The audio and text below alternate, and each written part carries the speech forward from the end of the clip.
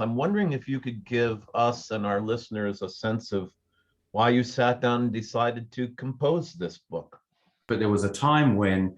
the traditional thing was that it wasn't even so much a service as a kind of a time of reflection or devotion. People would come and go from the church across the 3 hours, but there would be a sermon every 20 minutes or so based on each of the 7 sayings attributed to Jesus on the cross by the 4 evangelists. My starting point, therefore, was not that we should understand Jesus' words on the cross by sort of harmonizing them in a historical way that tries to sort of remove the specifics of each evangelist's picture, because I think they're quite distinct. Rather than imagining a sort of historical event behind the 4 Gospels, which would somehow be the sole reference point, and ignoring the literary frames, I wanted to sort of come forward from the Gospels as written artifacts instead, and to really quite explicitly say that the church has made something out of this,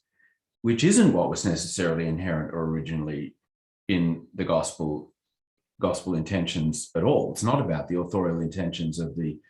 gospel writers, at least not solely, but rather the church, by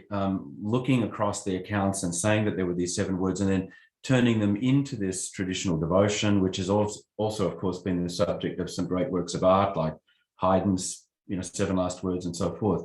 that there was something to look for here, which we had to find by taking the 7 each in their own sort of integrity, but then thinking about the possibility of putting a larger theological frame around them that was more than just going back to whatever happened on the cross on that particular Good Friday in that particular year in the 1st century. So I was sort of